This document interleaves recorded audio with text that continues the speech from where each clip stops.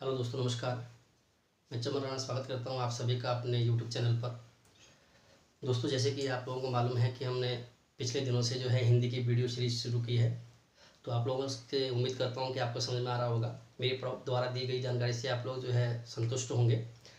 तो दोस्तों, जैसे कि आपको मालूम ही है कि इससे पहले हम लोग जो है एक वीडियो ऑलरेडी बना चुके हैं और हमारा यूट्यूब चैनल पर जो है अपलोड हो चुकी है।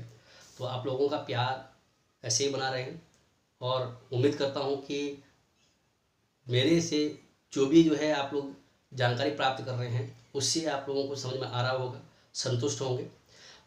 और एक और बात मैं आप लोगों से कहना चाहूँगा, दोस्तों मेरे चैनल को जो है लाइक कीजिए, सब्सक्राइब कीजिए, अपने दोस्तों के साथ शेयर कीजिए, ज़्यादा से ज़्यादा शेयर कीजिए। बस इतना कर दीजिए आप लोग। बाकी जितनी जानकारी आप लोगों को प्राप्त करनी है वो मैं आप लोगों के साथ जो है साझा करने के लिए तैयार हूँ।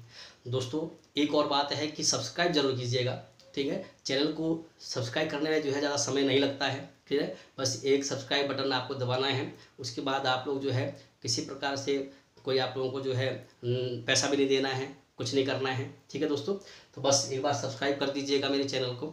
और मैं आप लोगों को जो है पूरा वादा करता हूँ आप लोगों से कि मैं हिंदी का एक कंप्लीट पूरा जो है आप लोगों को ऑनलाइन वीडियो के माध्यम से जो है आप लोगों को हिंदी का पूरा वीडियो आप लोगों के साथ शेयर करूंगा, साझा करूंगा।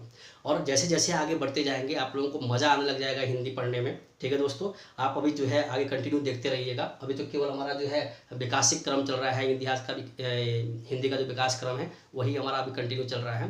तो आगे हम जैसे जैसे बढ़ते जाएंगे, हिंदी व्याकरण जब आपकी शुरू होगी तो बहुत इंटरेस्टिंग है, बहुत मज़ा आने वाला है आगे जाकर, ठीक है दोस्तों।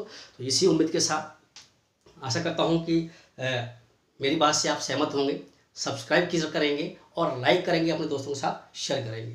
तो दोस्तों देखिए, आज हमारा जो टॉपिक है हिंदी का वह है हिंदी का विकास में पत्र पत्रिकाओं का योगदान। तो जैसे कि आप लोगों ने जो है बहुत मेरे मित्रगण पढ़ने वाले बहुत अच्छे जो हैं तैयारी कर रहे हैं और सबको मालूम होगा, बहुत सारे लोगों को जो है इसके बारे में ज्ञान होगा। लेकिन बहुत सारी चीज़ें मैं आप लोगों को कुछ नहीं दूंगा जो आप लोगों को, ठीक है, आपके स्टडी में जो है चार चांद लगाने का काम करेगा। तो देखिए दोस्तों, स्टार्ट करते हैं पत्र पत्रिकाओं का योगदान। देखिए दोस्तों, अगर हम हिंदी के विकास क्रम में जो है पत्र पत्रिकाओं के योगदान की बात करें तो पत्र पत्रिकाओं के योगदान के बारे में जो है सबसे पहले हमारे दिमाग में एक डेट आती है और उस डेट से जो है आप सभी लोग क्या होंगे, परिचित होंगे, वाकिफ होंगे अच्छी तरह से। देखिए जरा, और वो डेट है दोस्तों 30 मई 1826 की। ठीक है दोस्तों, 30 मई 1826 की। 30 मई 1826 को कलकत्ता से आप लोग जो है बस सुनते रहिएगा, कलकत्ता से जुगल किशोर जी के द्वारा, किसके द्वारा, जुगल किशोर जी के द्वारा जो है हिंदी का पहला पत्र, या आप लोग कह सकते हैं कि हिंदी का प्रथम समाचार पत्र, जिसका नाम आप लोग जो है भली भांति जानते हैं, उदंड मार्तंड। क्लियर दोस्तों, उदंड मार्तंड का क्या होता है, प्रकाशन होता है। क्लियर दोस्तों, और ये जो प्रकाशन होता है दोस्तों वो कलकत्ता से होता है। जुगल किशोर इसके क्या है, आपके प्रकाशक है, संपादक है। अब यहां पर आप लोगों को मैं एक और चीज बता देता हूं, इसका जो प्रकाशन होता था दोस्तों, ये प्रकाशन होता था आपका साप्ताहिक। किसमें होता था, साप्ताहिक पत्रिका थी, सप्ताह में एक बार प्रकाशित होता था और जिस दिन ये प्रकाशित होता था उस दिन का नाम है मंगलवार। ठीक है दोस्तों, तो मंगलवार के दिन क्या होता था, ये पत्र प्रकाशित होता था। साप्ताहिक पत्र है, मंगलवार के दिन क्या होता था, आपका प्रकाशित होता था। लेकिन मैं आप लोगों को एक और बात बताया तो हम उदंड मार्तंड को जो है ठीक एक और नाम दिया गया है, उसका नाम है उगता हुआ सूरज। उगता हुआ सूरज, ठीक है दोस्तों। तो उगता हुआ सूरज की संज्ञा दी गई है किसको, उदंड मार्तंड को।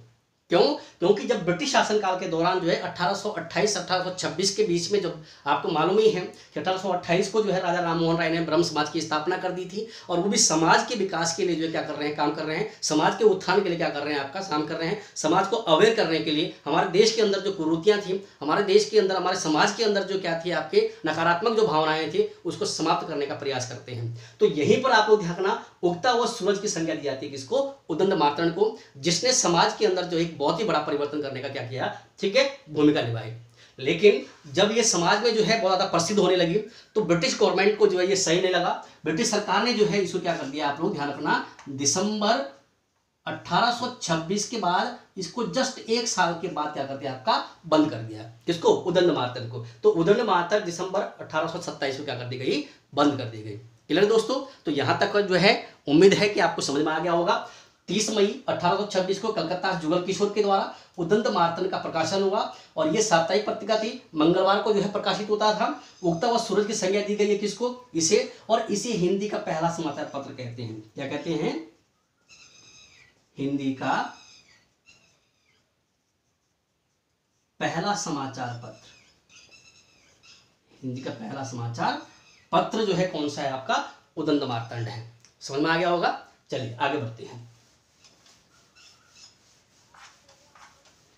उसके पश्चात क्या हुआ दोस्तों, देखिए कि जैसे ही उदंडमार्तन बंद हुआ उसके जस्ट तुरंत बाद 1829 ईस्वी को कलकत्ता से ही, कहां से?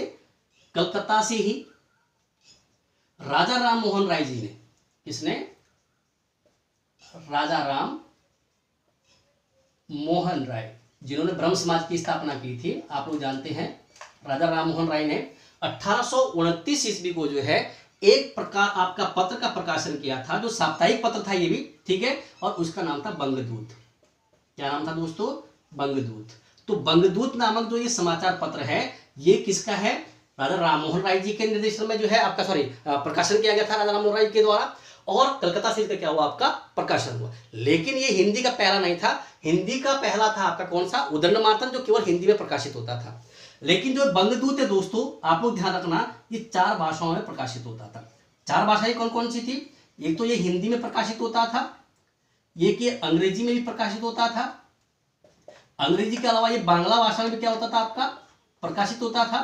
और लास्ट में आप लोग देखेंगे तो ये किस भाषा में प्रकाशित होता था, आपका उर्दू भाषा में भी प्रकाशित होता था। तो कुल मिलाकर आप लोग ध्यान रखना है कि ये 4 भाषाओं में प्रकाशित होने वाला क्या था? समाचार पत्र था। क्लियर दोस्तों? तो कुल मिलाकर जो है मेरा कहने का तात्पर्य यह है कि यहां से बहुत ज्यादा इंपॉर्टेंट क्वेश्चन पूछा जाता है। बंगदूत निम्न में से किस भाषा में प्रकाशित नहीं होता था? किस भाषा में प्रकाशित नहीं होता था? और आपको ध्यान रखना है, हिंदी, अंग्रेजी, बांग्ला, उर्दू को छोड़कर ये अन्य किसी भाषा में प्रकाशित नहीं होता था। दूसरा आप लोगों को ध्यान रखना है, कई बार ये क्वेश्चन पूछा जाता है कि बंगदूत, ठीक है, निम्न में से किस भाषा में प्रकाशित होता था? ठीक है, आपको हिंदी नहीं दे रखा होता है, आपको बांग्ला नहीं दे रखा होता है, आपको जो है उर्दू नहीं दे रखा होता है, आपको अंग्रेजी दे देता है। बहुत सारे लोग जो पहली बार पढ़ रहे होंगे उनको लगता है कि अंग्रेजी में तो होता नहीं होगा, ये तो बंगदूत जो है राजा राम मोहन राय जी का है, तो अंग्रेजी में तो नहीं आपका जो प्रकाशित होता होगा। तो ये बात भी आपको ध्यान रखना, ये अंग्रेजी में क्या होता था, आपका प्रकाशित होता था। तो आशा है कि आपको इतना समझ में आ गया होगा। चलिए आगे बढ़ते हैं। अब आगे देखिए दोस्तों, जरा अगर हम जो है बंगदूत के बाद बात करें तो बंगदूत के बाद जो है दोस्तों एक अखबार था जो 1844 को प्रकाशित हुआ था। कई किताबों में 45 की डेट मिलेगी आप लोगों को, ठीक है दोस्तों, 1845 की डेट मिलेगी किताबों में जब आप पढ़ेंगे आगे, ठीक है। तो 1844 में जो है आपको ध्यान रखना है, एक उत्तर प्रदेश से, कहां से? यूपी से एक पत्र का प्रकाशन हुआ था, समाचार पत्र था, जो किसका था? शिव प्रसाद सितारे। आप लोगों ने नाम सुना होगा, शिव प्रसाद सितारे हिंद, ठीक है दोस्तों, शिव प्रसाद सितारे हिंद, इनके द्वारा जो है एक समाचार पत्र का प्रकाशन किया गया था। और कहां से? यूपी से 1844 में, 1844 में।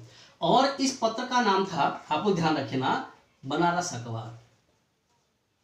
बनारस अखबार। तो बनारस अखबार का जो प्रकाशन है दोस्तों, वो हुआ था 1844 को शिव प्रसाद सितारे हिंद के द्वारा। उत्तर प्रदेश से इसका प्रकाशन किया गया था। लेकिन जो ये बनारस अखबार है दोस्तों, इसके जो स्थानीय संपादक है उसके ऊपर क्वेश्चन पूछा जा चुका है यूपी के अंदर।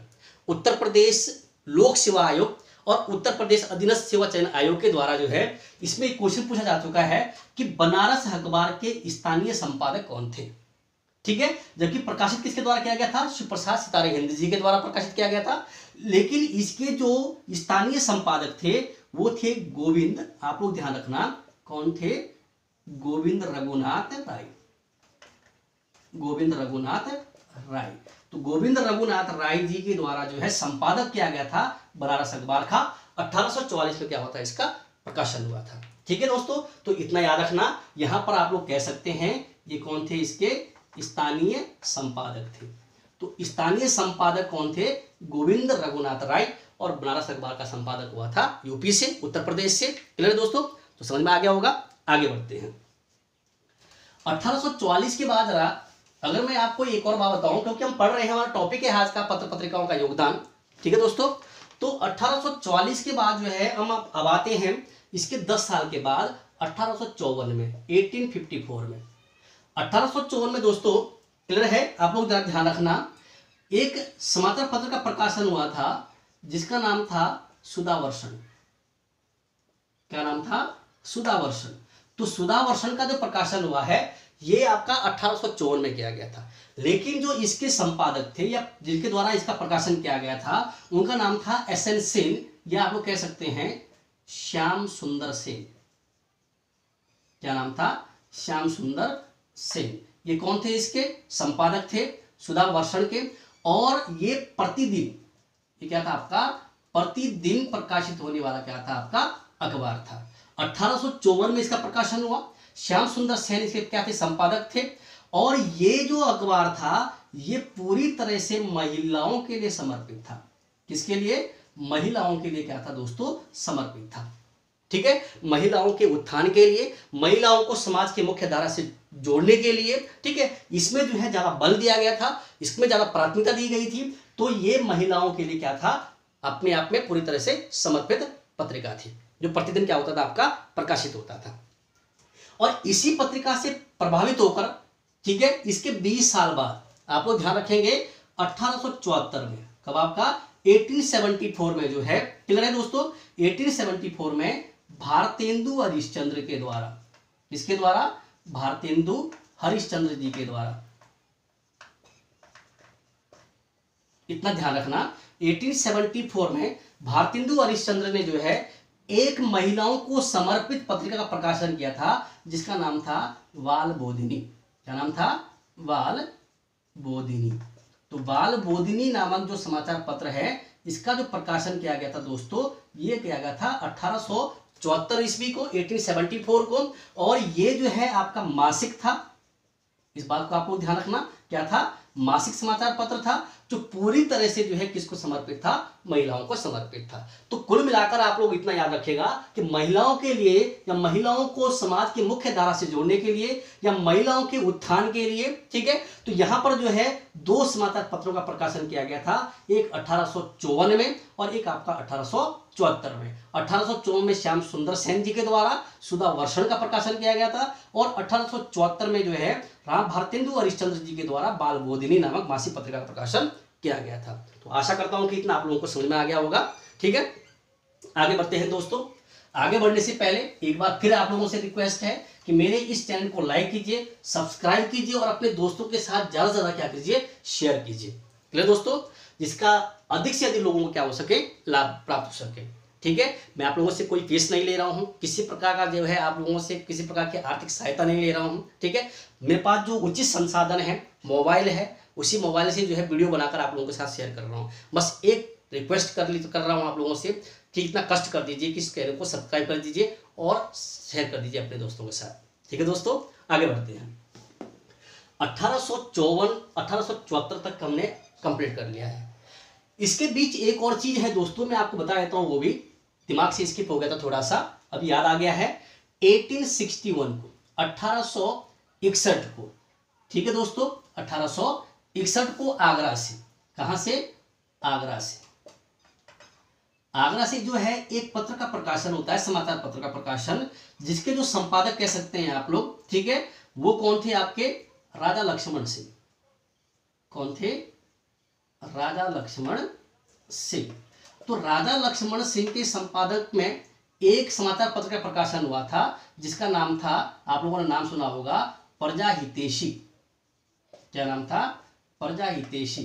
तो प्रजा हितैषी नामक समाचार पत्र का प्रकाशन 1861 में आगरा से राजा लक्ष्मण सिंह जी के द्वारा किया गया था। क्लियर है दोस्तों? और मैं आप लोगों को एक और चीज बताया तो राजा लक्ष्मण सिंह जी के बारे में, ये राजा लक्ष्मण सिंह जो है वही व्यक्ति हैं जिन्होंने, आप लोगों को मालूम होगा, मैक्सिमम लोगों ने सुना होगा, शकुंतला नाटक। ठीक है। इस शंकुतला नाटक का जो है संस्कृत में अनुवाद किया था। तो शंकुतला नाटक का संस्कृत में अनुवाद करने का श्रेय भी किसको जाता है? राधा लक्ष्मण सिंह को वो प्राप्त है। तो समझ में आ गया होगा दोस्तों इतना। आगे बढ़ता हूं। इसके पश्चात आप लोगों को मैं एक और बात बता देता हूं दोस्तों कि हमारी जो हिंदी के विकास क्रम में है, पत्र पत्रिकाओं के योगदान के अलावा एक सभा है जिसका नाम है नागरी परचारणी सभा। नागरी परचारिणी सभा बहुत इंपॉर्टेंट, अगर मैं आपको बताऊं बहुत ज्यादा एग्जाम में क्वेश्चन पूछा जा चुका है कि नागरी परचारिणी सभा का गठन कब हुआ था। तो नागरी परचारिणी सभा का जो गठन है दोस्तों, आप लोग ध्यान रखना, 16 जुलाई 1893 को 1983 को जो है क्या हुआ था, इसका गठन हुआ था। और इसका गठन जो है दोस्तों कहां से हुआ, कहां से इसका संपादन हुआ, तो आप लोगों को ध्यान रखना है ये था काशी से। कहां से? काशी से। तो कई बार एग्जाम में क्वेश्चन पूछा था नागरी परचारिणी सभा, और कई बार ऐसा भी होता है कंफ्यूज करने के लिए वो काशी शब्द को आगे जोड़ देता है और लिखता है काशी नागरी परचारिणी सभा। ठीक है दोस्तों। तो यहां पर देखिएगा 16 जुलाई 1893 को जो क्या हुआ, इसका गठन हुआ था, इस सभा का गठन हुआ। और इसका जो पहला संपादन है, कह सकते हैं आप लोग, जो प्रकाशन हुआ था वो हुआ था 11 मई 1896 को। कब हुआ था? 11 मई 1896 को जो है इसका पहला क्या हुआ था दोस्तों, प्रकाशन हुआ था। क्लियर है? तो इसका जो पहला प्रकाशन है, ठीक, वो कब हुआ था आपका 1896 को 11 मई के दिन हुआ था। क्लियर दोस्तों। कई बार ये क्वेश्चन पूछा जा चुका है नागरी परचारिणी सभा का, ठीक है, गठन कब हुआ। तो 16 जुलाई 1893 को काशी में हुआ और इसको जो है 11 मई 1896 को इसका पहला क्या हुआ, प्रकाशन हुआ। लेकिन मैं आप लोगों को एक और बता देता हूं दोस्तों जरा कि जब इसका पहला प्रकाशन हुआ था तो इसका मुख्य उद्देश्य क्या था। देखिए इसका जो मुख्य उद्देश्य था वो था हिंदी से संबंधित जो आपके ग्रंथ हैं उन ग्रंथों के खोज करना और उन ग्रंथों को जो है प्रकाशित करना। ये जो है प्रमुख उद्देश्य था या मुख्य उद्देश्य था किसका, नागरी परचारिणी सभा का। क्लियर दोस्तों। और नागरी परचारिणी सभा की अगर आप बात करेंगे संस्थापक के रूप में, तो संस्थापक इसके 3 नहीं थे, इसके 3 संस्थापक थे। ठीक है, अगर लिखना है तो लिख लीजिएगा, अगर मैं जानकारी देना चाह रहा हूं आप लोगों को तो लिख लीजिए, कोई दिक्कत नहीं है। ठीक है, अब वैसे तो मैं मौखिक रूप से बता देता आप लोगों को। एक का नाम है श्याम सुंदर दास। क्या नाम है? श्याम सुंदर दास। 3 लोगों का योगदान है इसके संस्थापक के रूप में। दूसरे की अगर हम बात करें तो दूसरे का नाम है शिव कुमार। क्या नाम है? शिव कुमार सिंह। तीसरे व्यक्ति का अगर मैं नाम बताऊं आप लोगों को तो सब लोग इनका नाम जानते हैं। ठीक है, राम नारायण मिश्र। क्लियर दोस्तों।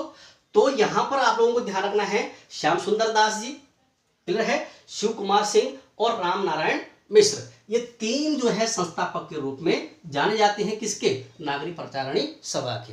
ये तीनों जो है क्या है, संस्थापक हैं। लेकिन अगर हम बात करेंगे इसके प्रथम अध्यक्ष की तो इसके प्रथम अध्यक्ष थे दोस्तों, मैं आपको लिख देता हूं, बता देता हूं इसके बारे में भी।